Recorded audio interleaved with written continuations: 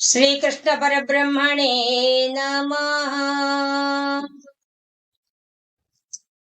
శ్రీమద్ భగవద్గీతలో 13వ అధ్యాయమైన క్షేత్రజ్ఞ విభాగ యోగంలో మనం ఈరోజు 8వ శ్లోకం నుంచి 12వ శ్లోకం దాకా ఉండే విశేషాంశాలు తెలుసుకుందాం.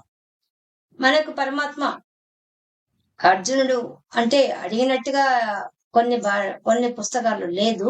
మొదటి శ్లోకం దాంట్లో ప్రకృతి, పురుషుడు, క్షేత్రము, క్షేత్రజ్ఞుడు, జ్ఞానము, జ్ఞేయము అడిగినట్టుగా ఉంది.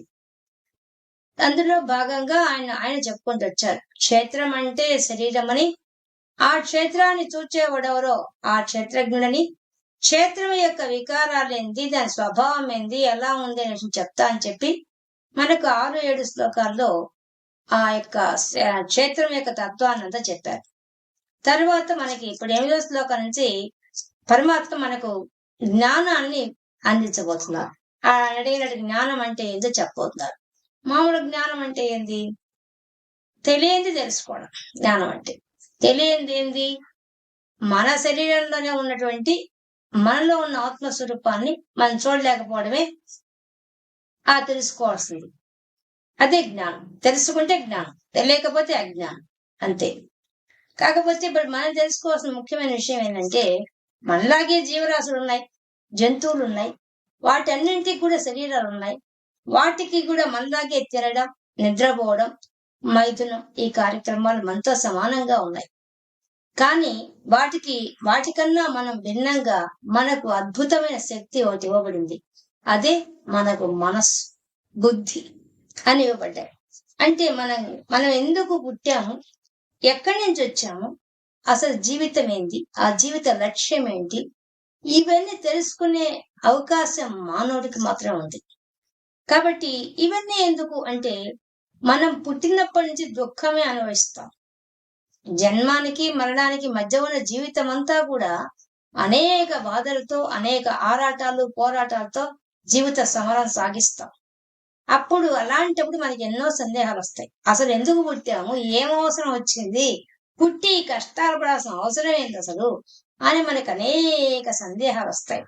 ఆ సందేహాల్లోంచి వచ్చిందే మన ఆత్మస్వరూపం, అది అధ్యాత్మ విద్య.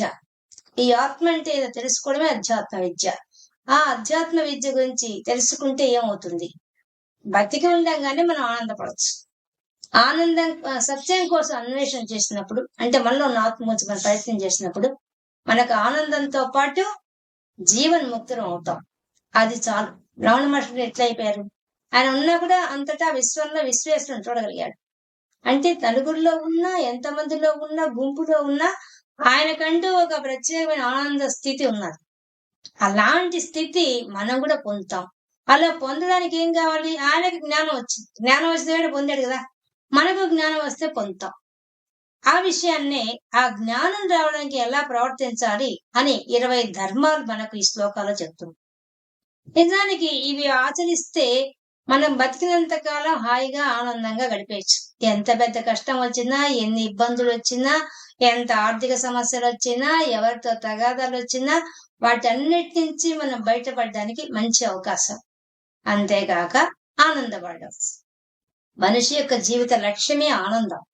ఆ ఆనందాన్ని ఇక్కడే అనుభవించవచ్చు. కానీ అన్నిటికన్నా ఉండే ఆనందం బ్రహ్మానందం. ఆ పరబ్రహ్మ యొక్క స్థితి తెలుసుకుంటే పొందే ఆనందానికి అవధులు లేవు. అటువంటి ఆనందానికి కూడా దారి తీస్తుంది ఈ జ్ఞానం. ఆ జ్ఞానం ఇచ్చే 20 లక్షణాలని, ధర్మాలని మనకు ఈ శ్లోకాల్లో పరమాత్మ తెలియజేస్తున్నారు. ఆ శ్లోకాలు ఏంది, వాటిలో ఉండే విషయాలు ఏంది అనే విషయాన్ని తెలుసుకుందాం. 8వ శ్లోకం నుంచి 12వ శ్లోకం దాకా ముందు చదువుకొని, అందులో మళ్ళీ ఏమేమి చెప్తారో ఒక్కొక్క విషయాన్ని కూడా తెలుసుకొని, దానికి ఎలా మన జీవిత గమనం ఉంటుంది అనే విషయాన్ని కూడా తెలుసుకుందాం. అమానిత్వమదంబిత్వం అహింసా శాంతిరాజ్యవం ఆచార్యోపాసనం శౌచం స్థైర్యమాత్మ వినిగ్రహ. 9వ శ్లోకం. ఇంద్రియార్థేషు వైరాగ్యం అనహంకార ఏవ చ జన్మ మృత్యుజరా వ్యాధి దుఃఖ దోషానుదర్శనం. 10వ శ్లోకం. అశక్తిరనభిష్వంగః పుత్రదారా గృహాదిషు నిత్యం చ సమచిత్తత్వం ఇష్టానిష్టోపపత్తిషు. 11. మయి చ అనన్యయోగేన భక్తిరవ్యభిచారిణీ వివిక్త దేశ సేవిత్వం అరతిర్జన సంసది. 12వ శ్లోకం.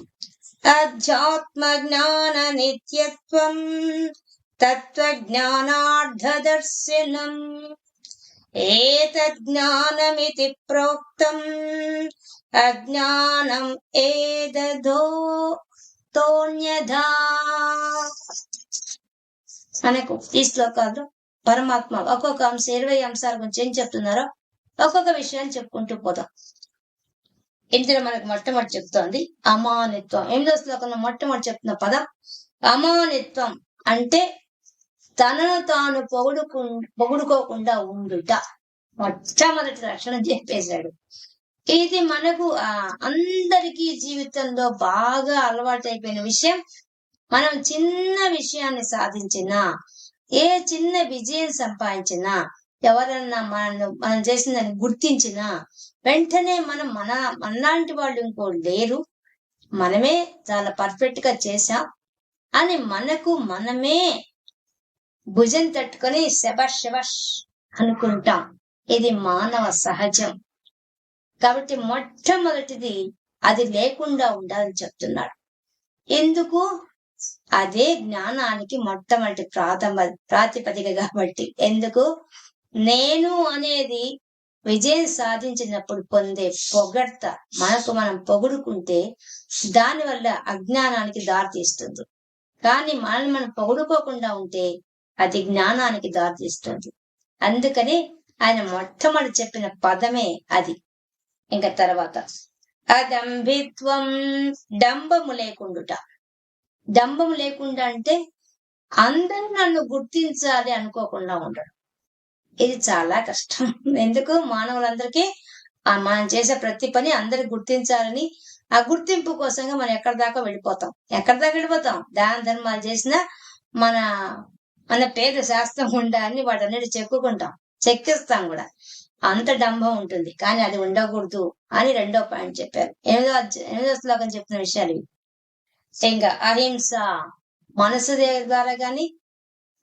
ద్వారా గాని వాక్కు ద్వారా గాని చేతుల ద్వారా గాని ఎవరిని హింసించకుండా ఉండడం. ఇది కూడా కొంచెం కష్టమే. మనకందరికి అలవాటు అయిపోయినాయి ఇవన్నీ. డంబంతో ఉండడం, మనం పొగుడుకోవడం, హింసించడం. హింస అనేది ఇంకా అన్ని రకాలుగా ఉన్నా ముఖ్యంగా మాటతో బాగానే హింసిస్తాం. మనకేమాత్రం మనకు గౌరవించకపోయినా, మనకు విలువ ఇవ్వకపోయినా ఇతరుల మాటలతో బాగా హింసించగలం. అది మనకి చేతొచ్చిన అసలైన విద్య. ఇక శరీరంతో చెప్పనే అక్కర్లేదు. వెంటనే ఎప్పుడైతే నోటితో వచ్చేసిందో చేయి కూడా లేస్తుంది. మనకు అది అలవాటే. కానీ అది చేయకుండా ఉండాలి. అది అట్లా ఉన్న వాళ్ళే అధ్యాత్మ జ్ఞానానికి దగ్గర అవుతారు. తమలో ఉన్న క్షేత్రజ్ఞుని చూడాలంటే ఇది దగ్గర దారి అని చూపిస్తున్నారు. ఇంకా శాంతి అంటే ఓర్పు కలిగి ఉండడం, సహనం కలిగి ఉండడం. అది ఉండాలట. ఆ సహనం అంటే ఇతరులు మనకి అపకారం చేస్తున్నా కూడా శాంతి వహించాలి. అంత గొప్ప స్థితిలో ఉండాలి. భూమాత ఏ విధంగా భరిస్తోందో, మలమూత్రాలు మనం విసర్జిస్తున్నా ఎంత చక్కగా భరిస్తోందో అలాంటి స్థితికి మనం వెళ్ళిపోవాలని చెప్తున్నారు. ఇంకా ఆర్జవం అంటే రుజుత్వం. రుజుత్వం అంటే కపటము లేకుండా ఉండడం. అందరితో కూడా మనం మనసులో ఒక మాట, బయటకు ఒక రకంగా మాట్లాడుతుంటాం. ఆ కపటత్వం లేకుండా సత్యాన్వేషణ మనలో మొదలైనప్పుడు మన కపటత్వం పోతుంది. కానీ మానవుల్లో ఉన్నప్పుడు మాత్రం మానవ సహజంగా కపటత్వం ఉంటుంది. ఎందుకు? మన మనసులో ఒక భావం ఉంటుంది. ఎదుటి వాళ్ళు మనతో మాట్లాడుతున్నప్పుడు లోపల ఇంకో రకంగా ఉంటా, పైకి ఇంకో రకంగా అవుతూ మాట్లాడుతుంటాం. అది మానవ సహజం. కానీ ఎప్పుడైతే సత్యాన్వేషణ మొదలవుతుందో అది పోతుంది. అది పోవడానికి దగ్గర దారి ఏర్పడుతుంది. కాబట్టి శాంతి. ఇంకా ఆర్జవం ఉంది కవటం లేకుండా. తర్వాత ఆచార్యోపాసనం, అన్నిటికన్నా గొప్పది ఒక గురువును ఆశ్రయించి ఆ గురువును ఉపాసించడం. అంటే గురువు దగ్గరగా ఉండి ఆయన దగ్గర ఉపదేశం పొంది ఆ ఉపదేశం ద్వారా మనం జ్ఞానాన్ని సంపాదించడం, దానికోసంగా ఆయన శుశ్రూష చేయడం, ఇది చాలా విలువైంది. అంటే ఇవన్నీ సాధించాలంటే ఇవన్నీ ఉన్నాయని మనకు తెలిస్తే ఏదో ముందు అసలు తెలియాలంటే ఎవరు తెలియజేయాలి? గురువే తెలియజేయాలి. కాబట్టి గురువు దగ్గరికి వెళ్ళాలి, వెళ్ళినప్పుడే సాధన చేస్తాం. కాబట్టి ఆచార్య ఉపాసనం. నెక్స్ట్ చెప్తోంది శౌచం. శౌచం అంటే శుభ్రత, పరిశుభ్రత. అది ఎలా? మానసికంగా శుభ్రతంగా ఉండాలి, మన చుట్టూ ఉన్న పరిసరాలు శుభ్రంగా ఉంచుకోవాలి. అలా ఉన్నప్పుడు మన శుభ్రంగా చుట్టూ ఉన్నప్పుడే మన మనసు ప్రశాంతంగా ఉంటుంది. ఇక మన మనసులో కూడా కామ, క్రోధ, లోభ, మోహ, మదవశ్చర్యాలు గాని కడిగేసుకుంటే స్వచ్ఛమైన మనసు తయారవుతుంది. అప్పుడు బాహ్య శుచి, అంతర్శుచి అయినప్పుడు ఆ జ్ఞానం తొందరగా ఉదయిస్తుంది. మనకి గురువులు చెప్పేది అందుకోగలుగుతాం. అందుకని శౌచం. స్థైర్యం. స్థైర్యం అంటే మోక్షాని కోసంగా స్థిరంగా నిలబడ్డాం. యోగ శాస్త్రం ప్రకారం అయితే యమ, నియమ, ఆసన, ప్రాణాయామ, ప్రత్యాహార, ధారణ, ధ్యాన, సమాధి, వాటన్నింటి ఎందు నిలకడగా ఉంచుకోవడం, స్థిరంగా ఉండడం, అది స్థైర్యం. తర్వాత ఆత్మ వినిగ్రహ. ఆత్మ వినిగ్రహ అంటే మన మనసు చంచల స్వభావం. యోగ శాస్త్రం పోతావా, భక్తి మార్గంలో పోతావా, జ్ఞాన మార్గంలో పోతావా, ఏ మార్గంలో అయినా నువ్వు భగవంతుడి కోసంగా అన్వేషణ మొదలుపెట్టినప్పుడు ఒకే దగ్గర స్థిరంగా మనసు ఉండాలి. అలా ఉన్నప్పుడే త్వరగా జ్ఞానాన్ని పొందగలుగుతాం. అన్నింటిలో రకరకాల వాటికి వెళ్ళి రకరకాల విషయాలు తెలుసుకున్నందువల్ల ఏం ప్రయోజనం లేదు. ఒకదాని మీదే మన మనసు కేంద్రీకరించగలిగితే, ఒక గురువుని ఆశ్రయించి ఒకే విషయం మీద కేంద్రీకరించగలిగితే మనం స్థిరమైన మనసు ఉన్నప్పుడు ఆత్మ నిగ్రహాన్ని, ఆత్మను అన్వేషణలో భాగం అవుతుంది. అది మనకి 8వ శ్లోకంలో చెప్పిన విషయం. ఇక 9వ శ్లోకంలో ఏం చెప్పారు చూద్దాం.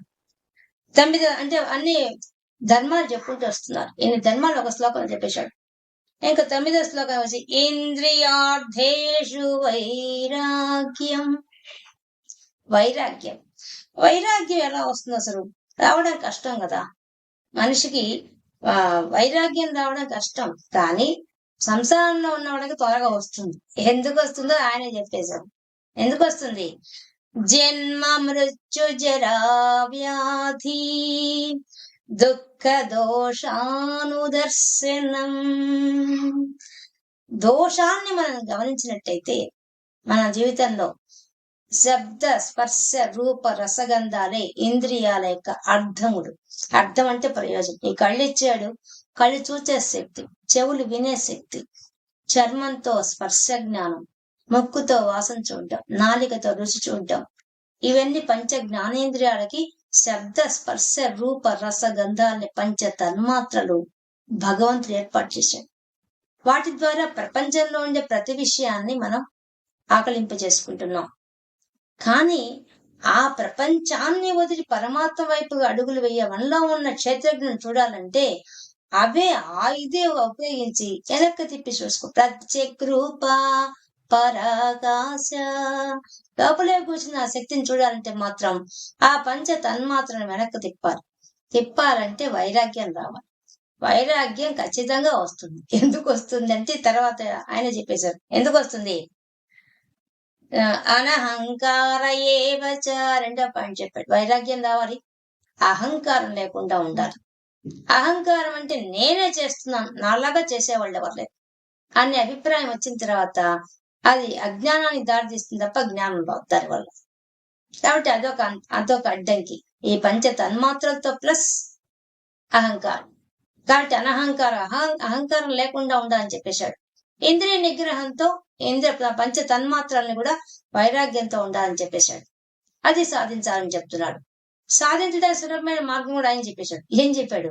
జన్మ మృత్యు, పుట్టడం చావు. ఈ రెండింటి మధ్యలో ఏముంది?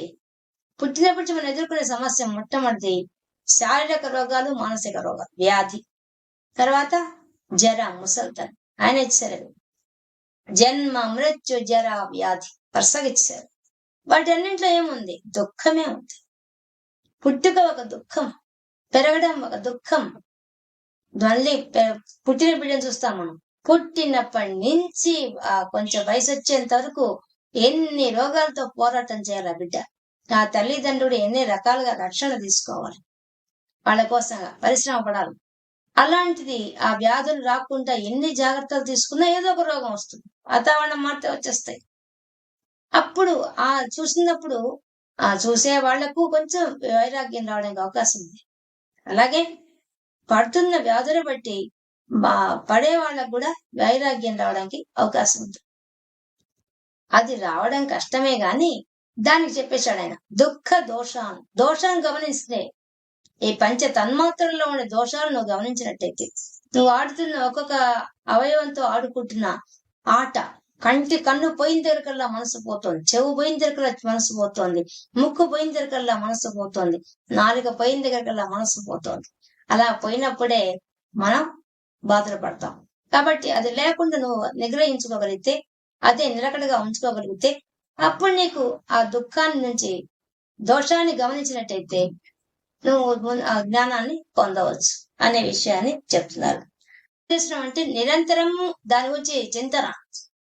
అంటే ఏ దోషాలు ఏ ఇంద్రియాల వల్ల మనకు వస్తున్నాయి, ఏ విధంగా మనము వీటిని తొలగించుకోవాలి అనే చింతన కలిగితే ఆ దోషాన్ని గమనిస్తే దుఃఖాన్ని మనం పోగొట్టుకోగలుగుతాం. అప్పుడు జ్ఞానానికి దగ్గర అవుతాం అని ఈ శ్లోకం ద్వారా మనకి తెలియజేస్తున్నారు. ఇంకా 10వ శ్లోకం. అసక్తి రణభిష్వంగ. ఆసక్తి లేకుండా ఉంటాం. ప్రపంచ విషయాల్లో ఉండే ప్రధాని మీద ఆసక్తి లేకుండా చేసుకోవడం, అది ఆసక్తి. ఇంకా అనభిష్వంగ అంటే అంటి పెట్టుకోకుండా విషయాల మీద ఉండడం, అంటే సాహచర్యం లేకుండా ఉండుట. అన్ని సుఖానికి దుఃఖానికి అన్నిటికీ చలించకుండా అంటి పెట్టుకోకుండా ఉండడం అనభిష్వంగ అంటే. ఇంకా పుత్రధార గృహాదిషు, పుట్టిన బిడ్డలు, దార అంటే భార్య, గృహం ఇల్లు, ఇవన్నీ కూడా మన బంధనంలో పడేస్తాయి. ఆ బంధనం నుంచి తొలగించుకోవడానికి వైరాగ్యం ఇవ్వడానికి కూడా అవే ఆధారం. జ్ఞానానికి ఆ బిడ్డలు, భార్య, పిల్లలు, ఇల్లు అనేవి ఆధారం. వైరాగ్యం ఇవ్వాలన్నా జ్ఞానం ఇవ్వాలన్నా అవే ఆధారం. కానీ వాటి మీద కూడా మనం ఏం చేయాలట? నిత్యం చ సమచిత్తత్వం అది చెప్తున్నారు. ఎలాగైతే భార్య పిల్లలు అందరూ కూడా ఇట్లు అనేందు ఆసక్తి లేకుండా ఉండాలి, వాటి మీద ఇంట్రెస్ట్ తగ్గించుకోవాలంటే మానసికంగా బయట ప్రపంచంలో ఉన్నంత వరకు వాటితో ప్రేమపూర్వకంగానే ఉండాలి. మనం చేయాల్సిన కర్తవ్యాన్ని ధర్మాన్ని ఆచరించాల్సిందే. కానీ మానసికంగా మాత్రం ఎదగాలి. అంటే సాక్షిభూతంగా ఉండడం అభ్యాసం చేసుకోవాలి, అది ఉండాలి. నిత్యంచ సమచిత్తత్వం, నిత్యము సమమైన చిత్తం ఉండాలి. ఆ విషయంలో, ఏ విషయంలో? సంసారం అనే విషయంలో చిత్తం సమత్వంగా ఉండాలి. ఎలా ఉండాలో కూడా చెప్తున్నారు. ఇష్టానిష్టోపపత్తిషు, ఇష్టమైనవి రాగము ద్వేషం, ఇవి రెండే మనకి ద్వంద్వాలు. ఆ ద్వంద్వాల నుంచి బయటపడాలట. నిత్యం ఎల్లప్పుడూ సమచిత్తంచ, సమబుద్ధి కలిగి ఉండుట. అది కూడా ఇష్ట అనిష్ట ఉపపత్తిషు, అంటే ఇష్టములు అయిష్టములు, శుభము అశుభము కలిగిన రాగము ద్వేషము లేకుండా ఉండాలి, అది సాధించాలి అని మనకి ఇక్కడ ఈ శ్లోకం ద్వారా తెలియజేస్తున్నారు. అంటే అది సమబుద్ధి కలిగి ఉండాలి. అంటే ఇష్టమైన వాళ్ళ మీద ప్రేమ పెంచుకుంటూ అవే ఆలోచనగా ఉన్నప్పుడు బంధంలో ఇరుక్కుంటాం. అలాగే దుఃఖం, మనకు సుఖాన్ని కాకుండా దుఃఖం ఇచ్చే వాళ్ళ మీద కూడా అనురాగం ద్వేషం పెంచుకున్నా కూడా అది బంధంలో ఇరుక్కు పెడుతుంది. కాబట్టి అవి కూడా ఉండకూడదు, సమచిత్తమే ఉండాలని చెప్తున్నారు ఈ శ్లోకం ద్వారా. ఇంకా 11వ శ్లోకంలో మయిచ అనన్య యోగేన, మై నాయందే అనన్యమైన భక్తి ఉండాలి.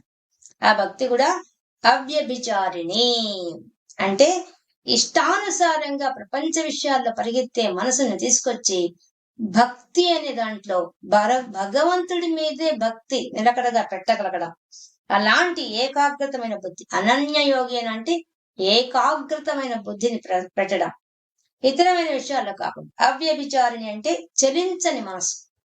అంటే ఇప్పుడు వ్యభిచారం అంటే ఏంది? మనకి ఇష్టమైన దానికోసం పరిగెత్తడం. అలా కాకుండా అటు పరిగెత్తే, ప్రపంచంపై పరిగెత్తే మనసుని తీసుకొచ్చి పరమాత్మ వైపు తిప్పి భక్తి మార్గంలో చలించకుండా కూర్చోబెట్టడమే అది ఇంకా చాలా ఉపయోగపడుతుంది అని చెప్తున్నారు.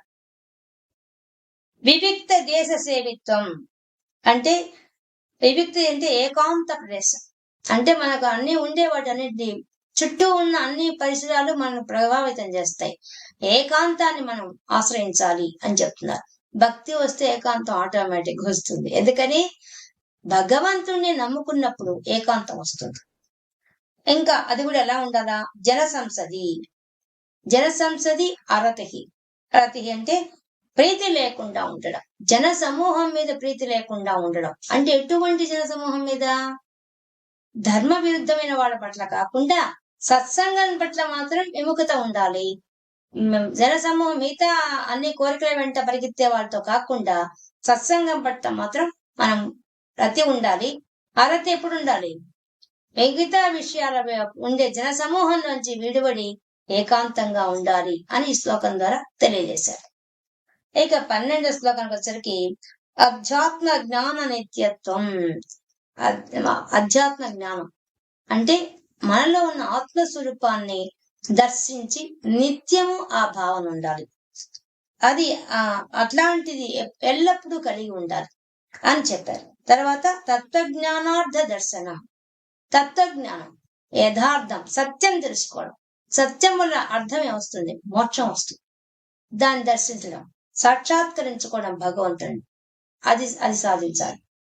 ఇదే ఇప్పుడు నేను చెప్పిన ఇవన్నీ ఉన్న 20 విషయాలు చెప్పాడు ఆయన. ఇవన్నీ ఏతద్ జ్ఞానమితి ప్రోక్త. ఇవన్నీ కలిపి జ్ఞానం అని చెప్పబడుతుంది.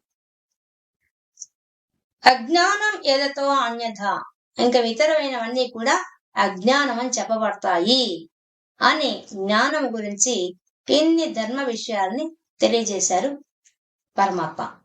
జ్ఞానం అంటే ఇది. ఈ విధంగా ఎవరైతే ఆచరిస్తారో 20 విషయాల్ని వాళ్ళు జ్ఞానం సంపాదించడానికి తమలో ఉన్న ఆ క్షేత్రుడిని చూడడానికి సులభమైన మార్గం అని చెప్పి తెలియజేశారు పరమాత్మ. ఇప్పుడు మనం ఈ విషయాన్ని ఇంకోసారి చూద్దాం. ఇవి నిజానికి సాధ్యమా అంటే సాధ్యం, సాధ్యం కాదంటే సాధ్యం అని మనకు అనిపిస్తుంది. కానీ సంసారంలో ఉన్న వాళ్ళ కష్టం అనిపిస్తున్నా సంసారంలో ఉన్న వాళ్ళే త్వరగా ఇవి సాధించగలరు. ఎక్కడో ముక్కు మూసుకొని తపస్సు చేయడం కాదు, ఇక్కడే ఇప్పుడే ఉండి మంచి గురువులను ఆశ్రయించి వాడు చెప్పే మాటను ఆచరిస్తే, భగవద్గీత మొత్తం ఆచరణ గురించి వచ్చింది, ఆచరించడం ద్వారా సాధించవచ్చు. దీనికి మనం ఎగ్జాంపుల్ ద్వారా చెప్పుకుంటూ వెళ్తాం. అప్పుడు మనకి అసలు ఈ పాయింట్స్ ఎందుకు కొంచెం అర్థం అవుతాయి అంతే. అంతకు మించి మనం వీటిని బాగా చెప్పుకోవచ్చు గంటల తరబడి ఒక్కొక్క విషయం గురించి. ఎంత చెప్పినా మన మనసుకు హత్తుకోదు విషయం. ఎందువల్ల విషయాలు లేవుగా. మన యొక్క ఇంద్రియాలతో కొన్ని విషయాలు ఉంటే మనకు రంజుగా ఉంటుంది, సబ్జెక్ట్ చాలా బాగుంటుంది. అలాంటివి లేనప్పుడు ఆకర్షించవు ఇవి చెప్పిన విషయాన్ని. కానీ దీన్ని ఒక కథకు అన్వయిస్తే అప్పుడు మనకి మనసుకు హత్తుకుంటాయి. ఏందో చూద్దాం. ఒక కుటుంబంలో ఒక మిలిటరీ ఆఫీసర్, ఆయన బార్డర్ లో వర్క్ చేసిన వాడు, చాలా హై ఆఫీసర్ గా ఉండి అందరి మీద క్రమశిక్షణగా, తెలుసు కదా మనకి అట్లాంటి ఆఫీసర్లుగా చాలా క్రమశిక్షణ కలిగి ఉంటారు. అలాగే దాన్ని ఇంట్లో కూడా చూపించేవాడు. ఆయన త్వరగానే స్వచ్ఛందంగా రిటైర్మెంట్ తీసేసుకొని ఇంటికి వచ్చేసాడు. ఇంట్లో ఆయన యొక్క అథారిటీ బయట ఎలా చూపించాడో సేమ్ అదే పరిస్థితి ఇంట్లో పెట్టేశాడు. ఇంట్లో ఆయన మిలిటరీ ఆఫీసర్, మిలిటరీ యొక్క క్రమశిక్షణ అంతా ఇంట్లో పెట్టేశాడు. ఎలా ఆయన అనుకున్నవన్నీ జరగాలి అలాంటి పరిస్థితి పెట్టేశాడు. భార్య, పిల్లలు అందరూ కూడా ఆయన చెప్పిందే వినాలి. ఆయన ఏమి చేసినా, ఒక తప్పు చేసినా క్షమించేవాడు కాదు, కఠినమైన శిక్షలు విధించేవాడు ఇంట్లోనే. అలాంటి వాడు అంటే ఆయన అనుకున్న క్రమశిక్షణకి ఏమాత్రం లోపం జరగడం ఇష్టం లేదు. అలాంటి వాడు అతడు. అలా ఆయన ఏం చేశాడంటే, ఇంకా ఉదయం లేచి రాత్రి వరకు ఏమేమి అవసరమో అవన్నింటినీ భార్యాపిల్లలకు అన్ని ఏర్పాటు చేశాడు. సకల సౌకర్యాలు ఏర్పాటు చేశాడు. మంచి ఇల్లు, పిల్లలకు కావాల్సిన సకల సౌకర్యాలు అన్నీ ఏర్పాటు చేశాడు. కానీ ఎవరికి స్వేచ్ఛ ఇవ్వలేదు. అందరి మీద అధికారం చెలాయించడం మొదలుపెట్టాడు. ఈ అధికారం అనేది చాలా కష్టమైపోయింది. భార్య పిల్లలు భరించలేకపోయారు. భార్య కూడా భయపడిపోతోంది భర్త దగ్గర. ఆయన అన్ని సౌకర్యాలు ఏర్పాటు చేశాడు. కానీ స్వతంత్రంగా ఒక దగ్గరికి పోవాలన్నా ఏమైనా చేయాలన్నా ఆమెను ఖచ్చితంగా ఆయన రీజన్స్ చెప్పాలి. ఏం చేస్తున్నా, ఏ పని చేస్తున్నా, ఎందుకు ఖర్చు పెడుతున్నా ప్రతి విషయాన్ని ఈచ్ అండ్ ఎవరి పెట్టి చెప్పాల్సిందే. స్వేచ్ఛ లేదనమాట. పిల్లలకు గాని, భార్యకు గాని, ఎవరిన ఇంటికి వచ్చిన వాళ్ళకి గాని ఎవరైనా ఆయన దగ్గర క్రమశిక్షణతో ఉండి తీరాల్సిందే. అంత స్ట్రిక్ట్ ఆఫీసర్, స్ట్రిక్ట్ అయిపోయాడు ఇంట్లో ఆయన. ఇలా ఉంటే భార్య కూడా భయపడేది. ఏ చిన్న తప్పు జరిగినా, ఇల్లు కొంచెం శుభ్రంగా లేకపోయినా అరిచేసేవాడు. పనివాళ్ళని కూడా అరిచేసేవాడు. పిల్లలు కూడా ఏ చిన్న తప్పు చేసినా భరించేవాడు కాదు. ఒక్క చిన్న తప్పు కూడా కనీసం ఒక ఇంట్లో గోడ మీద ఒక మరక ఏర్పడ్డా కూడా బతకనిచ్చేవాడు కాదు. అంత కఠినమైన వాడు. ఇలా జరుగుతోంది. కానీ ఆయన అన్ని ఇస్తున్నాడు. సుఖంగా జీవితం జరుగుతున్నా కూడా పిల్లలకి, భార్యకి, పనివాళ్ళు అందరూ అసంతృప్తి, ఎక్కడో అసంతృప్తి. ఎందువల్ల ఆయన అధికారం చెలాయించడం. ఏదో ఆఫీసర్ ఇంట్లో కూడా ఆఫీసు లక్షణాలు ఉండడం వల్ల. ఇలా ఉండగా ఒకసారి ఆయన తన పాత స్నేహితులను కలవడానికి కోసం వెళ్ళాలనుకున్నాడు. భార్య పిల్లలకు చెప్పి వాళ్ళకి కావాల్సిన ఏర్పాటు చేసి ఆయన 10 రోజులు తన స్నేహితుల దగ్గర వెళ్ళిపోయాడు. అలా వెళ్ళినప్పుడు ఆయన తన స్నేహితుల ద్వారా వాళ్ళందరూ ఒక ఆశ్రమానికి వెళ్ళారు. ఆ ఆశ్రమంలో గురువు గారిని వాళ్ళు అక్కడ 10 రోజులు అక్కడే ఉన్నారు. ఆయన ఫ్రెండ్స్ పోతున్నారు, వాళ్ళతో పాటు ఈయన వెళ్ళిపోయాడు. అక్కడికి వెళ్ళిన తర్వాత ఆ గురువు గారు రోజు భగవద్గీతలో ఉండే సారాంశం అంతా చెప్తున్నారు. ఈ 20 ధర్మాలు చెప్పారు ఆయన. చెప్పినప్పుడు శ్రద్ధగా విన్నాడు ఆయన. వినిన తర్వాత ఆయనలో పశ్చాత్తాపం మొదలైంది. ఏం చేస్తున్నాను నా జీవితంలో నేను? దేనికోసం పుట్టాను? దేనికోసం ఆరాటపడుతున్నాం? దేనికోసం పోరాటం చేస్తున్నాం? అందరికీ అన్నీ ఇచ్చాను అనుకుంటున్నాను, కానీ నా ప్రవర్తన నా జీవితానికి కావాల్సిన గమ్యం చేరుస్తోందా అని ఒక ఆత్మ విమర్శ మొదలైంది ఆయనకి. అవన్నీ విని ఇంటికి వచ్చేసాడు. ఇంటికి వచ్చినప్పటి నుంచి ఈయనకు అదే ఆలోచన వేవరింగ్ అయిపోయింది. దారిలో అంతా ఆలోచన చేసుకుంటూ వచ్చాడు. కానీ ఈ 10 రోజుల్లో ఇంట్లో చాలా ఘోరాలు జరిగిపోయినాయి. ఆయన వచ్చేదాకా ఎంత ఘోర పరిస్థితి వచ్చేసాయంటే ఆయన లేనందువల్ల కాదు, అది యాదృచ్ఛికంగా జరిగిపోయినాయి అంతే. కానీ భార్య పిల్లలతో సహా వణికిపోతున్నారు ఆయన వస్తే ఏమంటాడు అనేసి. ఎందువల్లంటే భార్య ఇంట్లో సమర్థవంతంగా చూడలేదని చెడ్డ పేరు వస్తుంది భయపడిపోయింది. పిల్లలు ఒక్కో తప్పు చేశారు. పెద్ద పిల్లవాడు చూద్దామంటేనా అతడు చదివే పరీక్షల్లో ఫెయిల్ అయ్యాడు. మొత్తం అన్ని సబ్జెక్ట్స్ ఫెయిల్ అయ్యాడు. ఇంకా ఆడపిల్ల అయినా కూడా ఆయన అన్ని నేర్పించాడు. పిల్లలకు అన్ని విద్యలు నేర్పించాడు. ఆఫీసర్ కదా, అన్ని నేర్పించాడు. ఆ అమ్మాయి వయసు వచ్చిన పిల్లే పోయి కారు నడుపుతూ వెళ్ళి యాక్సిడెంట్ చేసింది. చేసినప్పుడు అవతల కారు వాళ్ళ కూర్చున్న పిల్లలకి బాగా దెబ్బలు తగిలాయి. వీళ్ళ కారు మొత్తం డ్యామేజ్ అయింది. తర్వాత ఎదురుగా ఉన్న కారులో వాళ్ళకి బాగా దెబ్బలు తగిలాయి. ఇంకా ఈ పరిస్థితులు ఒక పక్క. అలాగే చిన్నపిల్లవాడు ఏం చేశాడంటే ఆయన అపురూపంగా చూసుకునే ఇంట్లో ఒక పెద్ద ఫోటో ఉంది, ఫ్రేమ్, దాన్ని పగలగొట్టేశాడు చిన్నపిల్లవాడు. ఇక ఆ భార్య నరకం అనిపిస్తోంది 10 రోజుల్లో. ఏంది భర్త వస్తే ఏం జవాబు చెప్పాలి? నరకం అయిపోయింది ఆమెకి. ఏం చెప్పాలి ఆయనకి ఇప్పుడు? ఏం చెప్తే ఆయన వచ్చి రంగాన్ని ఎంత శిక్షలు విధిస్తాడు ఈ పిల్లలకి? ఇంత మాత్రం చూసుకోలేదు నన్నేమంటాడు అని ఆమె భయపడిపోయింది. ఆయన తిరిగి వచ్చాడు. యథా ప్రకారంగా అవన్నీ కాఫీ టిఫిన్లు అన్ని మర్యాదలు చేసింది. చేసిన తర్వాత ఆమె ముందుకు వచ్చింది. మీతో నేను కొంతసేపు పర్సనల్ గా మాట్లాడాలనేసి. చెప్పు ఏమైంది, ఏం చెప్పాలి చెప్పు అన్నాడు. నన్ను క్షమించండి, మీరు లేనప్పుడు కొన్ని విషయాలు జరిగాయి, అవన్నీ మీకు విన్నవించాలనుకుంటున్నాను, చెప్పు అన్నాడు. అంటే పెద్ద పిల్లవాడిని పిలిచింది. పిల్లవాడు వచ్చి, నాన్నగారు క్షమించండి, నేను బాగా చదవలేదు, నేను అన్ని సబ్జెక్టులు ఫెయిల్ అయ్యాను అన్నాడు. మామూలుగా అయితే ఆయన కొడతాడు, వయసు వచ్చిన పిల్లవాడని కూడా లెక్క చేసేవాడు కాదు. కొడతాడు, తిడతాడు కూడా, చాలా భయంకరంగా తిడతాడు. ఆయన ఒక్క నిమిషం ఆ పిల్లవాడిని చూశాడు.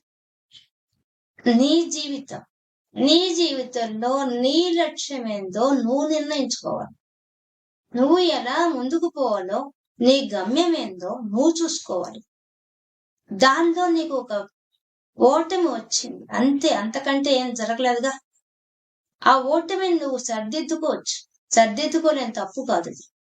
కాబట్టి ప్రయత్నించి తీవ్రంగా కృషి చేసి దాన్ని అధిగమించు అని ఒక్క ముక్కలో చెప్పేశాడు అని వెళ్ళిపోమన్నాడు ఆ పిల్లవాడిని. ఆ పిల్లవాడు క్షమించండి నాన్నగారు అని చెప్పి వెళ్ళిపోయాడు. ఇక రెండో విషయం, కూతుర్ని పిలిచింది భార్య. కూతుర్ని నువ్వే చెప్పు ఏం జరిగిందో అని చెప్పింది. కూతురు చెప్పి, నాన్నగారు క్షమించండి, నేను అది పొరపాటు జరిగింది తప్ప నేను చెయ్యాలని చేయలేదు, నేను ప్రామిస్ చేసి చెప్తున్నాను. నేను కారు నడుపుతున్నప్పుడు పొరపాటున ఎదురుగా వచ్చే కారు వాళ్ళు దురుసుగా వచ్చారు, నేను చేయలేదు తప్పు అసలు. కానీ నా కారు వెళ్ళి వాళ్ళకి డాష్ ఇవ్వడం వల్ల ఆ కారులో ఉన్న పిల్లలకు బాగా దెబ్బలు తగిలాయి. మన కారు అయితే పూర్తిగా డ్యామేజ్ అయిపోయింది వాళ్ళు దురుసుగా రావడం వల్ల. ఇందులో నా తప్పేమీ లేదు, నన్ను క్షమించండి అనింది. ఇప్పుడు ఆయన చూశాడు. నేను చెప్తున్నామ్మా, నీ వల్ల ఇతర జీవితాలు దెబ్బతిన్నాయి, ముందు వెళ్ళి నీకు కావాల్సిన డబ్బిస్తా. ఆ అవతల కుటుంబం వాళ్ళు ఎంత ఇబ్బంది పడుతున్నారు, ముందు వాళ్ళ సమస్య పరిష్కరించరా. కారు పోతే పోయింది, కారు కన్నా ప్రాణం చాలా గొప్పది, వెళ్ళి ముందు ఆ పని సక్రమంగా చేసిరా అని చెప్పాడు. ఆ అమ్మాయి క్షమించండి నాన్నగారు అని చెప్పాడు. ఆమె చెప్పాడు, నీకే సపోర్ట్ కావాలని నేను వస్తాను అని కూడా చెప్పాడు. అమ్మాయి వెళ్ళిపోయింది. ఇంకా ఆమె చిన్నపిల్లవాడు వాడు చేసి తనకి ఏం చేయగలదు చెప్పింది. పిల్లవాడు పొరపాటున బాల్ ఆడుకుంటుంటే మీరెంతో అపురూపంగా చూసుకునే మీ యొక్క చిత్తరు పగిలిపోయింది, అది గ్లాస్ అది పగిలిపోయింది అని. ఇది అందులో నా తప్పు కూడా ఉండొచ్చు, ఆ పిల్లవాడిని సరిగ్గా నేను చూడలేదు, వాడు ఆడుతున్నాడు గమనించలేదు, చిన్నవాడు కాబట్టి వాడిని క్షమించాల్సిందే, నన్ను మీరు క్షమించినా శిక్షించినా అందుకు సిద్ధంగా ఉన్నా అని చెప్పింది. అప్పుడు ఆయన ఒక నిమిషం చూచాడు. చూచి, అది నా వెంట రాని దాని గురించి నాకెందుకు దిగులు, పోతే పోయింది, బిడ్డకేం కాలేదు కదా, వాడికేమి అవి గుచ్చుకోలేదు కదా, నీకేం గుచ్చుకోలేదు కదా, మీ ఇద్దరు క్షేమంగా ఉన్నారు కదా, అవి వదిలేసి ఆ విషయాన్ని చెప్పాడు. అప్పుడు ఆమె కొంచెం ధైర్యం చేసి, నేను ఈ 10 రోజుల నుంచి చాలా నరకం అనిపించాను, ఈ బాధ భరించలేకపోతున్నాను, దయ ఉంచి నాకు కొంచెం పీస్ ఆఫ్ మైండ్ కావాలి, నేను మా అమ్మగారింటికి పోయే భాగ్యాన్ని కలిగించండి అడిగింది. ఆయన వెంటనే ఒక నవ్వు నవ్వి, వెళ్ళు, ఎక్కడికి వెళ్తావు వెళ్ళు, ఎన్ని రోజులు ఉంటావు ఉండు, కానీ వెళ్ళేటప్పుడు ప్రయాణం మాత్రం ట్రైన్స్ లో బస్సులో పోవద్దు, నీకు కావాల్సిన అన్ని ఏర్పాటు చేస్తా, హాయిగా నువ్వు ఎన్ని రోజులు ఉంటావు అన్ని రోజులు హాయిగా ఉండేసిరా వెళ్ళి అని చెప్పాడు. ఆమె ఆశ్చర్యపోయింది. తన జీవితంలో ఎప్పుడు ఆయన ఆ మాట చెప్పలేదు, ఎప్పుడు ఆయన రీజన్స్ అడిగేవాడు. ఈ అల్పమైన విషయం కోసం అడుగుతామని చెప్పి తిట్టేవాడు, షడామణ భార్యను తిట్టేవాడు. కానీ ఆయన చక్కగా చెప్పేసాడు అన్నమాట. సంతోషంగా వెళ్ళిపోయిందే గాని ఆయనలో అంత మార్పు, పిల్లల పట్ల ఆయన వ్యవహరించిన తీరు, అక్కడికి పోయిన ఆమెకి అదే ఆలోచన అయిపోయింది. ఎంత మారిపోయాడు, ఈ 10 రోజుల్లో ఇంత మార్పు వచ్చింది నా భర్తలో అని ఆమె ఆశ్చర్యపోయింది. సరే, ఆమె ఏదో సరదాగా 4 రోజులు గడిపింది. ఇంకా పిల్లలు కూడా చూసుకోవద్దా, నాదిగా బాధ్యత, ఆయన మీద వదిలిపెట్టొచ్చు అని చెప్పి చక్కగా ఇంటికి వచ్చేసింది. ఇంటికి వచ్చిన తర్వాత భార్య, పిల్లలు, పనివాళ్ళు ఆయన బాగా గమనించారు. ఆయనలో చాలా మార్పు వచ్చేసింది. ఏం మార్పు వచ్చింది? అమానిత్వం, తనను తాను పొగుడుకోవడం తగ్గిపోయింది. మొట్టమొదటి అమానిత్వం, ఆయన అంతకు ముందు నేను మిలిటరీలో ఉన్నా ఇది సాధించాను అది సాధించాను అని ఇంట్లో చెప్తూ ఆ అథారిటీ చూపించేవాడు. ఆ విషయమే పక్క తీసి పెట్టేశాడు. అదంభిత్వం, డంబం పోయింది. నన్ను గుర్తించాలి, ఇంట్లో అందరూ నా మాటే వినాలి, నన్ను గుర్తించాలి అనే విషయం పక్కకి వెళ్ళిపోయింది. అహింస, మాటలతో హింసించేవాడు ఇంట్లో అందరిని, అది వెళ్ళిపోయింది.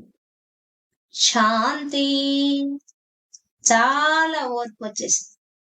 ఇంట్లో తప్పులు చేస్తున్నా, దాన్ని దండించగల సామర్థ్యం ఉన్నా, శక్తి ఉన్నా, ఏమి ఉన్నా ఆయన మాత్రం శాంతి చూపించాడు.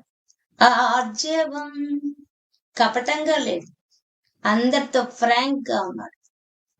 మార్పు వచ్చేసింది. ఆచార్యోపాసనం, 10 రోజులు పోయాడు గురువు దగ్గరికి.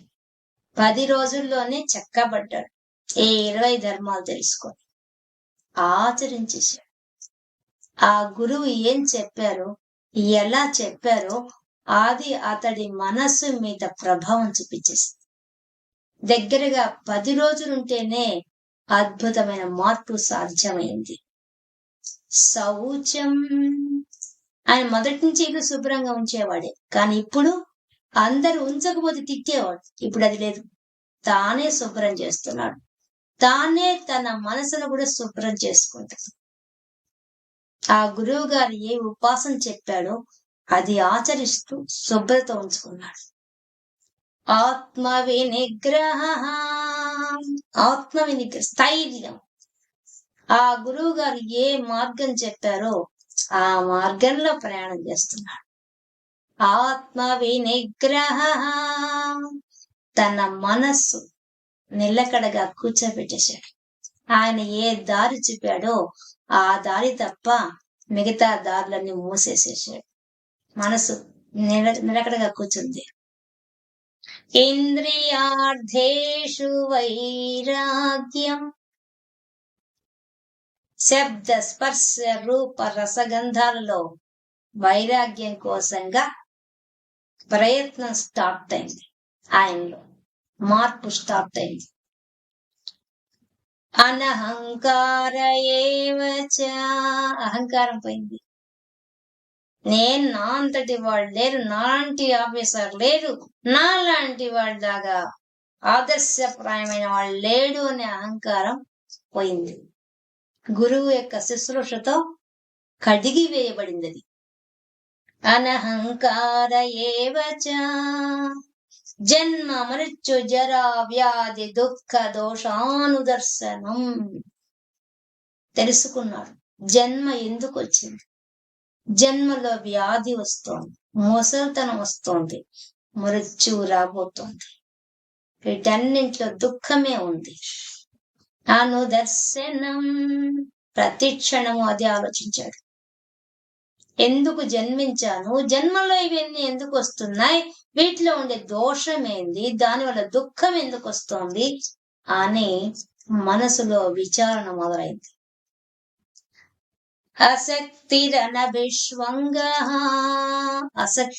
ఆసక్తి తగ్గిపోయింది. ఇంతకుముందు ప్రతి విషయాన్ని ఆసక్తిగా పట్టించుకునేవాడు, తగ్గిపోయింది. అనవిష్వంగ, అంటి పెట్టుకునే లక్షణాన్ని మానుకున్నాడు. పుత్రధారా గృహాదిషు, ఇంతకుముందు పుత్రులు పిల్లలు తప్పు చేసిన ఆ మమకారం అహంకారం వెంటబడేవి, తగ్గిపోయింది. పుత్రులు నా వెంట రారు, దారా భార్య నా వెంట రాదు, గృహాదిషు ఇల్లు నా వెంట రాదు అనే సత్యాన్ని గ్రహించాడు. ఇంకా నిత్యం చ సమచిత్తత్వం, మనసు స్థిరంగా, చిత్తము నిత్యం, అభ్యాసం శ్రద్ధ అన్ని వచ్చేసాయి. తద్వారా నిశ్చలమైన స్థితి వచ్చేసింది. ఇష్టానిష్టోపపత్తిష్టు, ఇష్టమా అయిష్టమా, ఏంది ఇష్టం ఏంది అయిష్టం, భగవంతుడు ముందు మనం ఎంత రాగద్వేషాలకు అతీతం అయిపోయాడు. దేని మీద పెంచుకోవాలో దేని వల్ల తుంచుకోవాలో తెలుసుకున్నాడు. మయిచ అనన్య యోగేన భక్తిరవ్యభిచారిణి, భక్తిని వదిలిపెట్టకుండా పట్టుకున్నాడు. భగవంతుడిని నమ్ముకున్నాడు. భగవంతుడి మీద అనన్యమైన ప్రేమను పెంచుకొని వివిక్త దేశ సేవిత్వం, ఏకాంతంలో గడిపోయాడు. ఏకాంతాన్ని కోరుకున్నాడు. అది కూడా అందరిలో ఉన్నా కూడా. ఎలా?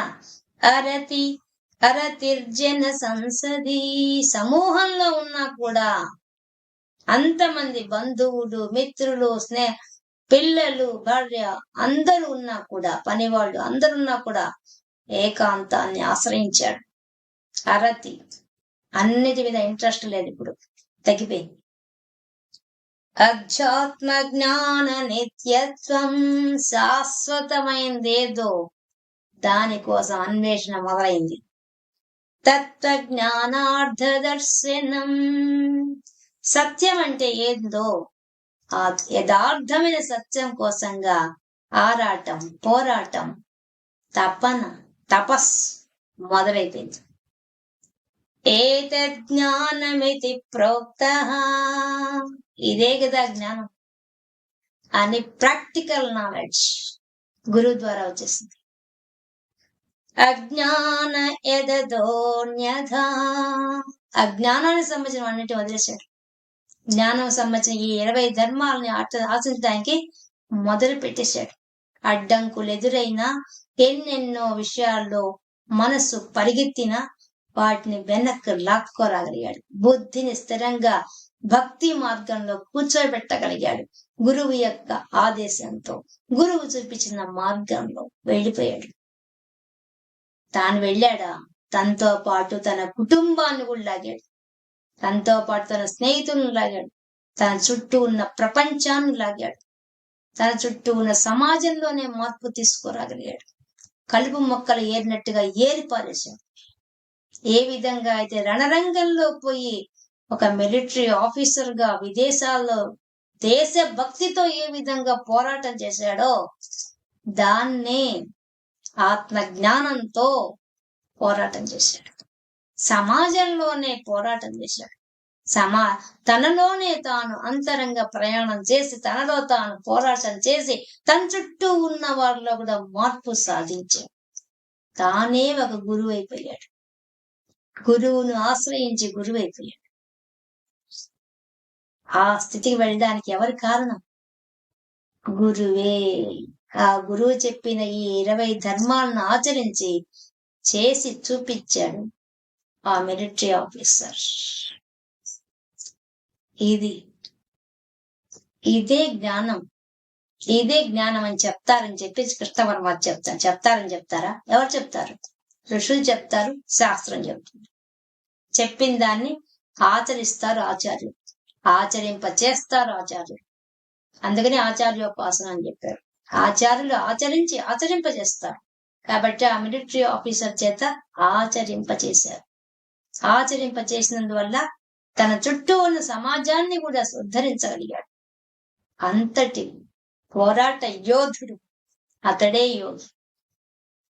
అందుకని చెప్పాడు అనన్య యోగేన, అనన్య యోగం సాధించాడు. వీరారాధ్య, వీరుల చేత ఆరాధించబడుతున్నాము. ఆ వీరుడు నిజమైన భక్తి వీరుడు. అలాంటి వీరుడు జ్ఞానంతో తనలో తాను ప్రయాణం చేయడం మొదలైపోయింది.